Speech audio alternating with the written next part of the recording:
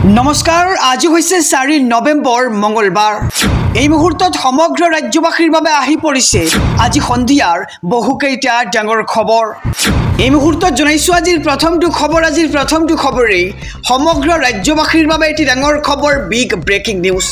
হিয়াৰ আমঠু জুবিন গাৰ্গৰ ন্যায়ৰ দাবীত গুৱাহাটীত সৰ্ববৃহৎ প্ৰতিবাদ দেখিবলৈ পোৱা গৈছে। আৰু আজিৰ দিনটোত জুবিন গাৰ্গৰ ন্যায়ৰ দাবীত গুৱাহাটীত ওলাই আহিল হাজাৰ হাজাৰ লোক।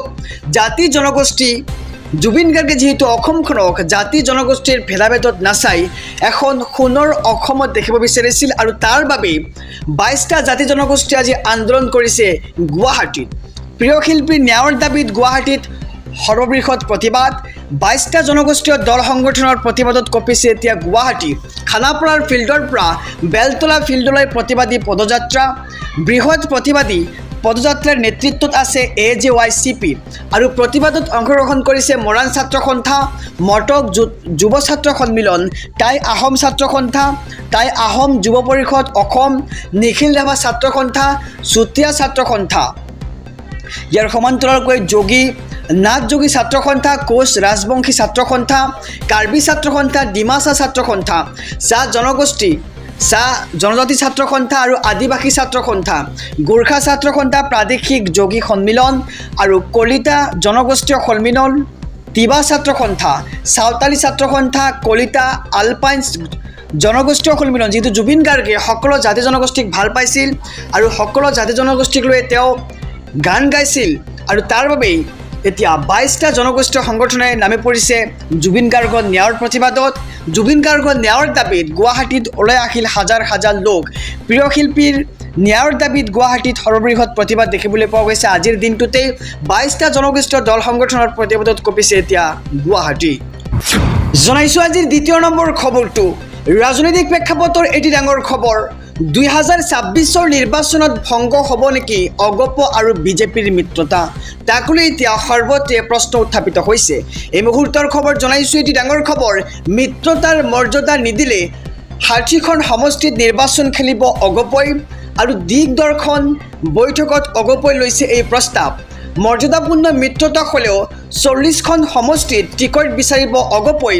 বিজেপিয়ে এৰি নিদিলেও প্ৰাৰ্থী প্ৰক্ষেপ কৰিব দলটোৱে, আৰু বিটিচিত আঞ্চলিক দলক সমৰ্থন কৰিব পাৰে অগপই। 26 নিৰ্বাচনত ভংগ হ'ব নেকি অগপৰ আৰু বিজেপিৰ মিত্ৰতা? তাক লৈ এতিয়া সৰ্বত্ৰে প্ৰশ্ন উত্থাপিত হৈছে, এক প্ৰতিক্ৰিয়াৰ সৃষ্টি হৈছে। মিত্ৰতাৰ মৰ্যাদা নিদিলেই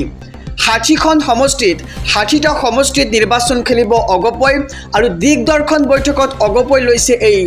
ডাঙৰ প্ৰস্তাৱটো। আৰু মৰ্যাদাপূৰ্ণ মিত্ৰতা হ'লেও 40খন সমষ্টিত টিকট বিচাৰিব অগপই। আহিছোঁ পৰৱৰ্তী খবৰৰ মাজলৈ। ৰাজনৈতিক প্ৰেক্ষাপটৰ আৰু এটি ডাঙৰ খবৰ। অসমত এতিয়া মুখ্যমন্ত্ৰী হিমন্ত বিশ্ব শৰ্মাৰ জনপ্ৰিয়তা কমিছে। মুখ্যমন্ত্ৰীয়ে নিজেই কৈছে তেওঁৰ বাবেই আন্দোলন হৈ আছে। বিজেপিৰ মানুহেই এতিয়া হিমন্ত বিশ্ব শৰ্মাক বেয়া পোৱা আৰম্ভ কৰিছে। অসমত এতিয়া হিমন্ত বিশ্ব শৰ্মা বিজেপিৰ বোজা হৈ পৰিছে। ৰাজ্যৰ বিজেপি চৰকাৰ মুখ্যমন্ত্ৰীৰ বিৰুদ্ধে সৰব হৈছে এতিয়া সাংসদ সুস্মিতা দেৱ। এই মুহূৰ্তৰ খবৰ জনাই গৈছে এটি ডাঙৰ খবৰ, বিজেপিয়ে বিচাৰিলে অসমতো সলনি কৰিব পাৰে মুখ্যমন্ত্ৰীক, আৰু ত্ৰিপুৰা উত্তৰাখণ্ডত মুখ্যমন্ত্ৰীক সলনি কৰিছে বিজেপি নেতৃত্বই, আৰু তেন্তে অসমৰ মুখ্যমন্ত্ৰীকো যিকোনো সময়তে সলনি কৰিব পাৰে। আৰু জুবিন গাৰ্গৰ মৃত্যুক লৈ মুখ্যমন্ত্ৰীয়ে কৰা মন্তব্যৰ প্ৰতিক্ৰিয়া TMC নেত্ৰীগৰাকীৰ। আৰু কোনো গোচৰত কেৱল চাৰ্জশ্বিট দিলেই নহ'ব, প্ৰমাণো থাকিব লাগিব, আৰু প্ৰমাণ নথকাকৈ কেৱল চাৰ্জশ্বিট দাখিল কৰিলে একো লাভ নহ'ব। আৰু শ্ৰীভূমিৰ ভিন্ন সমস্যাক লৈ সোমবাৰে ধৰ্মঘটত বহে TMCৰ নেত্ৰীগৰাকী, আৰু প্ৰতিবাদত অংশ লৈ ৰাজ্যসভাৰ সাংসদ সুস্মিতা দেৱৰ এই প্ৰতিক্ৰিয়া। তেওঁ কৈছে যে অসমত এতিয়া মুখ্যমন্ত্ৰী হিমন্ত বিশ্ব শৰ্মাৰ জনপ্ৰিয়তা লাহে লাহে কমিব ধৰিছে।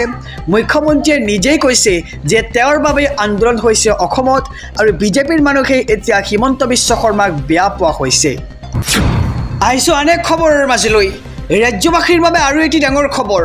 য'ত য'ত অবৈধ মিয়া আছে তাতেই চলিব বুলডোজাৰ, তাতেই চলিব উচ্ছেদ, আৰু অবৈধ মিয়া থকাৰ স্থানৰ তালিকা প্ৰস্তুত কৰিছে প্ৰশাসনে। অবৈধ মিয়াক ৰেহাই নিদিয়াৰ ঘোষণা ৰাজ্যৰ মুখ্যমন্ত্ৰী ডক্টৰ হিমন্ত বিশ্ব শৰ্মাৰ। ৰাজ্যত শান্তিৰে থাকিব নোৱাৰিব কোনো অবৈধ মিয়া। সমাধিত গৈও সেৱা কৰিলেও শান্তি নাপাব মিয়াই হিমন্ত বিশ্ব শৰ্মা মুখ্যমন্ত্ৰী হৈ থকালৈকে থাকিব মিয়াৰ টেনশ্যন আৰু য'ত অবৈধ মিয়া আছে তাতেই চলিব প্ৰশাসনৰ বুলডোজাৰ তাতেই চলিব উচ্ছেদ আৰু অবৈধ মিয়া থকা স্থানৰ তালিকা প্ৰস্তুত কৰিছে এতিয়া প্ৰশাসনে আৰু অবৈধ মিয়াক ৰেহাই নিদিয়াৰ ঘোষণা কৰিছে ৰাজ্যৰ মুখ্যমন্ত্ৰী ডক্টৰ হিমন্ত বিশ্ব শৰ্মাই ৰাজ্যত শান্তিৰে থাকিব নোৱাৰিব কোনো অবৈধ মিয়া আহিছোঁ আন এক খবৰৰ মাজলৈ ৰাজ্যবাসীৰ বাবে আৰু এটি ডাঙৰ খবৰ ৰেচন কাৰ্ডত নাম নথকা লোকৰ বাবে আহি পৰিছে ডাঙৰ খবৰ এতিয়াই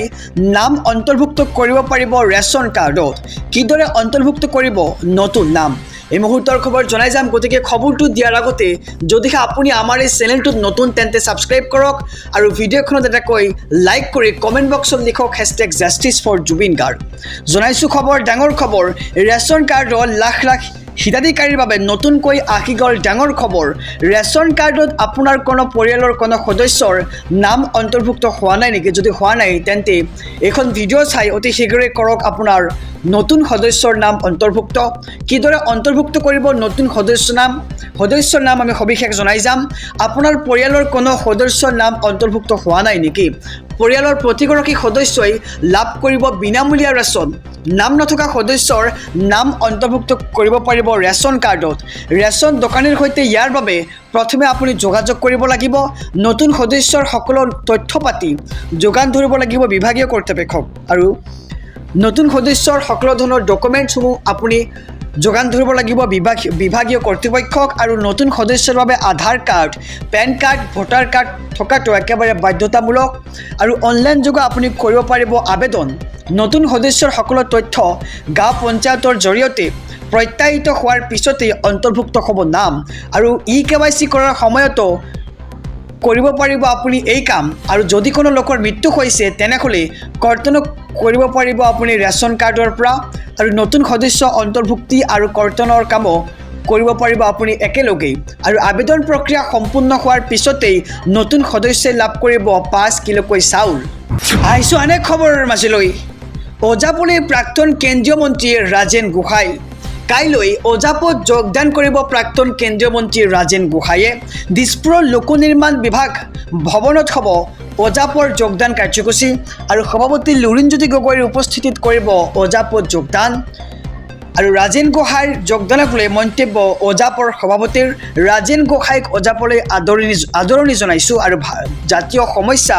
সমাধানৰ একমাত্ৰ বিকল্প হৈছে আঞ্চলিকতাবাদ আৰু ৰাজেন গোহাঁইৰ যোগদানে শক্তিশালী কৰিব অসম জাতীয় পৰিষদক আৰু ৰাজেন গোহাঁইৰ যোগদান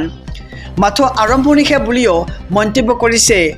ওজাপৰ সভাপতি লুৰিণজ্যোতি গগৈয়ে আৰু কাইলৈ ওজাপত যোগদান কৰিব প্ৰাক্তন কেন্দ্ৰীয় মন্ত্ৰী ৰাজেন গোহাঁইয়ে দিছপুৰৰ লোক নিৰ্মাণ বিভাগ ভৱনত হ'ব ওজাপৰ যোগদান কাৰ্যসূচী জনাইছোঁ আৰু এটি ডাঙৰ খবৰ ভোটাধিকাৰৰ পৰা বঞ্চিত কৰি গণতন্ত্ৰক শেষ কৰিব বিচাৰিছে বিজেপিয়ে কোনো কাৰণতেই কাৰ্যকৰী হ'বলৈ দিয়া নহ'ব SIRৰ বিৰুদ্ধে উচ্চতম ন্যায়ালয়ত আবেদন দাখিল তামিলনাডুৰ মুখ্যমন্ত্ৰীৰ গণতান্ত্ৰিক অধিকাৰ কাঢ়ি নিব বিচাৰিছে নিৰ্বাচন আয়োগে তামিলনাডুত SIR আৰম্ভ হ'বলৈ দিয়া নহ'ব বুলি সকিউনি MK ষ্টেলিনৰ আৰু ভোটাধিকাৰৰ পৰা বঞ্চিত কৰি গণতন্ত্ৰক শেষ কৰিব বিচাৰিছে বিজেপি চৰকাৰখনে কোনো কাৰণতেই কাৰ্যকৰী হ'বলৈ দিয়া নহ'ব SIR আৰু SIRৰ বিৰুদ্ধে উচ্চতম ন্যায়ালয়ত আবেদন দাখিল তামিলনাডুৰ মুখ্যমন্ত্ৰী আৰু গণতান্ত্ৰিক অধিকাৰ কাঢ়ি নিব বিচাৰিছে নিৰ্বাচন আয়োগে তামিলনাডুত SIR আৰম্ভ হ'বলৈ দিয়া নহ'ব বুলি এক প্ৰকাৰ সকিনে প্ৰদান কৰিছে MK ষ্টেলিনে আহিছোঁ আন এক খবৰৰ মাজলৈ নেডাৰ প্ৰতি প্ৰত্যাহ্বানৰ পূৰ্ণ সম্ভাৱনা উত্তৰ পূবত নতুন আঞ্চলিক মিত্ৰশক্তিৰ কুচকাৱাজ ভংগ হ'ব পাৰে নেকি নেডা তাক লৈ এতিয়া প্ৰশ্ন উত্থাপিত হৈছে ইতিমধ্যে উত্তৰ পূবৰ কেইবাটাও দল মিলিত হৈছে বৈঠকত আৰু বৈঠকৰ পিছতে নতুন দিল্লীত গুৰুত্বপূৰ্ণ সংবাদমেল সম্বোধন কৰিব মেঘালয়ৰ মুখ্যমন্ত্ৰী কনৰাড চাংমাই আৰু অংশগ্ৰহণ কৰিব ত্ৰিপুৰা মথাৰ প্ৰতিষ্ঠাপক প্ৰদ্যুৎ বিক্ৰম মানিককৈ আৰু পিপলছ পাৰ্টি অসমৰ ডেনিয়েল লাংথাছো থাকিব সংবাদমেলত আৰু আঞ্চলিক স্বায়ত্তশাসন শক্তিশালী কৰাৰ লক্ষ্যৰে পদক্ষেপ লোৱাৰ সম্ভাৱনা নেডা ভংগ কৰি নতুন হ'ব পাৰে নেডা ভংগ কৰি গঠন হ'ব পাৰে নতুন কমিটি আৰু উত্তৰ পূবৰ কেইবাটাও দলে আৰম্ভ কৰিছে তৎপৰতা আৰু নেডাৰ প্ৰতি এতিয়া প্ৰত্যাৱৰ্তনৰ পূৰ্ণ সম্ভাৱনা আহি পৰিছে উত্তৰ পূবত নতুন আঞ্চলিক মিত্ৰশক্তিৰ কুচকাৱাজ দেখিবলৈ পোৱা গৈছে সমগ্ৰ ৰাজ্যবাসীৰ বাবে এটি ডাঙৰ খবৰ বিগ ব্ৰেকিং নিউজ জুবিন গাৰ্গৰ মৃত্যু দুৰ্ঘটনা নহয় হত্যাকাণ্ড আছিল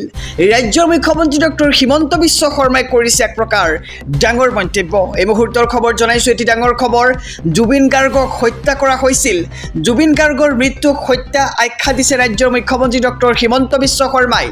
জুবিন গাৰ্গৰ মৃত্যু দুৰ্ঘটনা নহয় 8 ডিসেম্বৰৰ ভিতৰত জুবিনৰ মৃত্যুৰ তদন্তৰ চাৰ্জশিট দাখিল কৰা হ'ব আৰু আমি সকলো ফলৰ পৰা প্ৰস্তুত বুলি মন্তব্য কৰিছে মুখ্যমন্ত্ৰীগৰাকীয়ে জুবিনৰ মৃত্যুৰ তদন্ত সন্দৰ্ভত অমিত শ্বাহৰ সৈতে কথা পতা হৈছে ইতিমধ্যে আৰু জুবিন গাৰ্গৰ দুৰ্ঘটনা নাছিল হত্যা কৰা হৈছে বুলি কৈছে মুখ্যমন্ত্ৰীগৰাকীয়ে জুবিন গাৰ্গৰ মৃত্যুক হত্যাৰ আখ্যা দিছে ৰাজ্যৰ মুখ্যমন্ত্ৰী ডক্টৰ হিমন্ত বিশ্ব শৰ্মাই জুবিন গাৰ্গৰ মৃত্যুৰ ঘটনা দুৰ্ঘটনা নহয় 8 ডিসেম্বৰৰ ভিতৰত জুবিনৰ মৃত্যুৰ তদন্তৰ চাৰ্জশিট দাখিল কৰা হ'ব আৰু সমগ্ৰ ৰাজ্যবাসীয়ে সকলোবোৰ কথা গম পাব 8 ডিসেম্বৰৰ ভিতৰত ৰাজনৈতিক প্ৰেক্ষাপটৰ এটি ডাঙৰ খবৰ